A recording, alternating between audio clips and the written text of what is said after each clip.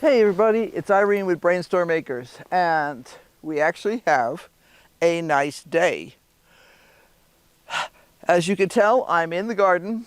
The yard is a total trash pit after this winter. It's covered with cardboard from Rufus shredding cardboard on everything.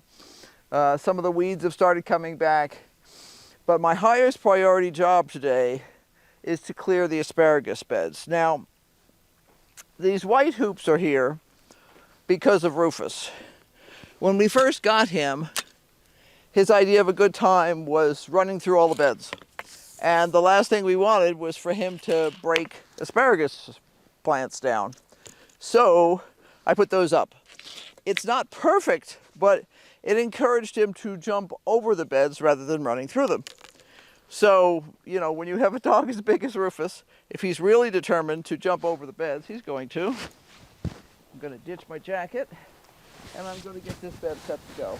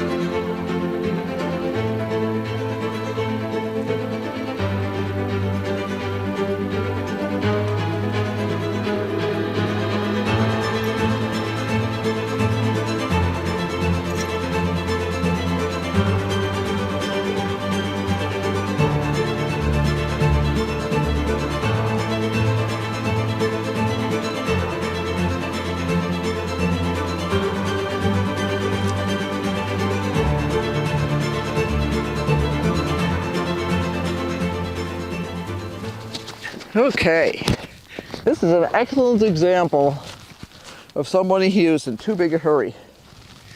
This stupid microphone, I hate these things. Okay, let's try it here. See if we can get it on here somewhere where it won't fall off. Okay, what I did cleverly was I put my microphone on my jacket because I don't like it clipped to my shirt. And one of the dangers of having it clipped to my shirt in this environment is there are either 4 or 5 cement blocks here. They're above the ground and below the ground. And if this stupid microphone falls down there, I am going to have to dismantle the side of this thing in order to get the microphone out of the hole, because I ain't sticking my arm down there. So you'll watch me try to work without leaning over that spot. I'm comfortable with it on my coat, but not on my shirt because they pop off of shirts sometimes. So this is our armored asparagus bed. It has hardware cloth in the bottom and sides made out of cement blocks. It's spring, and it's time to clear these guys. So if there's any bugs, bug eggs, fungus, anything else that has overwintered on these asparagus ferns, it will go away for the summer. We want to give our asparagus the best chance possible to produce a great crop. It is sometimes probably cheaper to buy asparagus. Whoa! Okay, just go. It is sometimes probably cheaper to buy asparagus at the grocery store than it is to grow it here because of the cost of water. However, if we have them in the yard, we harvest them in prime condition, not when they're past their best of use by date. And even if we wind up holding them in the refrigerator, they usually last for at least a week, usually more than that. So there is a lot to be said for something that's really fresh. And there's nothing like going out and cutting asparagus and then having some wonderful fresh asparagus, you know, like an hour later. And we have been known to eat them in some form or another for every meal. It's not a problem. I hate cutting asparagus. When it's been dry, they're not a problem. But we've had a lot of snow and rain lately. So these bone dry stems, which were not quite dry enough to break with your fingers before, but close. And some years they are capable of being just broken off with your fingers. But this year they turn into like this spongy fibrous stuff when they get wet. And I hate having to deal with that because it's like, even with a brand new sharpened cutter, it's still a pain. You'll notice there's a great variety of sizes on these stems. And that's because some of the crowns here are relatively new. They grew from seeds. And others are some of the original crowns that we planted from Johnny's Select Seeds probably 7 or 8 years ago.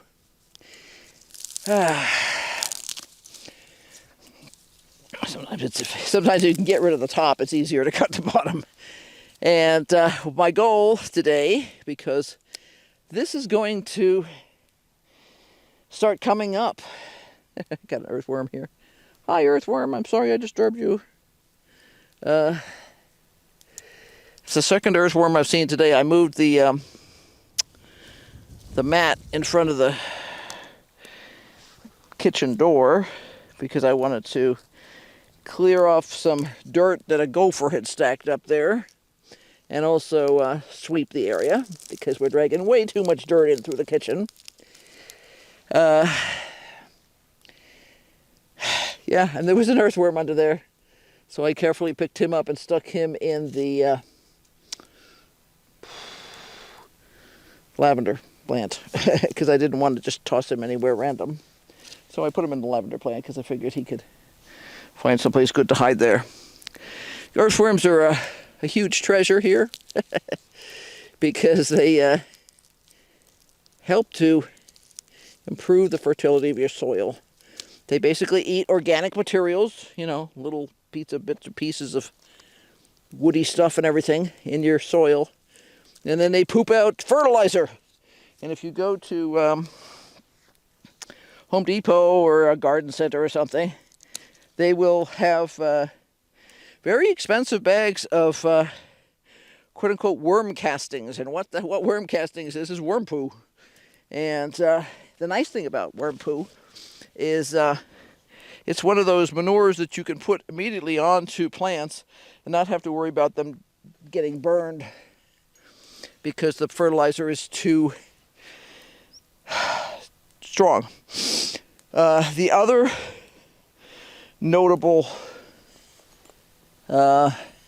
manure that you could do that with is rabbit. Cow and horse and pretty much everything else I know of needs to be composted. Otherwise it can be damaging to your plants. So this one is really a pain. I'm trying not to squash a worm here. I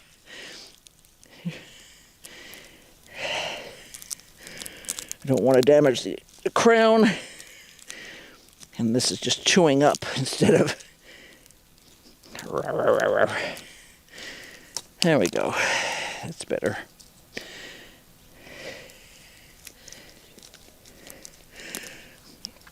in the fall, I pay a lot of attention to the asparagus plants because the last couple of years we've had problems with shield bugs congregating on them in the fall. And I don't know why they're doing that. I assume they're doing that to breed and that they're looking for a place to overwinter. And I don't want them to do either. So I always watch them in the fall. Shield bugs. Yeah, most of the ones around here that get on this are brown or black, although I have seen some green ones. And they're decent size. You can see them. They're about a half an inch long. And if I find them, what I do is I get a container full of soapy water and I just knock them in it and let them drown. The reason you put soap in the water is because a lot of bugs will float if you just put them in water. But the soap breaks the surface tension and allows the bugs to sink and drown. So that's what we want. We want dead bugs in this case. And I'm not spraying anything, so I don't have to worry about am I contaminating the soil or anything else or damaging some good bugs. There we go. And that's good enough. Now, what happens is probably going to put down some mushroom compost on top and some slow release organic fertilizer, which is a granule form. It looks like little teeny tiny pebbles. And that will mean we're ready to go. I'll probably give it a couple of, hi Rufus, I'll probably give it a couple of watering cans full of water because we don't have water turned on out here yet. We're still freezing at night and it's toasty now. It's almost 60. But, in fact, this sweatshirt's too warm. But I want to get this 100% ready to go. And we did have precipitation recently, so if you scratch just under the surface, as I mentioned, it's moist in there and you can see the worms running around and stuff like that. And that's great, but it's important to finish the process. So let me get a bag of compost and see if I can find my fertilizer. I think it should be right by the back door. I started thinking after I failed getting the battery monitor system to connect up that I'd go through the book one more time quickly, and then I said, aha, I think there's a missing step here. I'm going to call Fortress Power in the morning. I called, and 5 minutes later,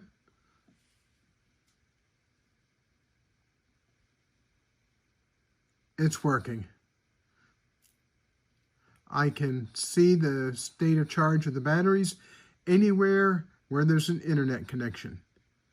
That's really nice. I checked it when we were in Flagstaff. I checked it when we were in Ash Fork. Here, of course, everything's working perfectly.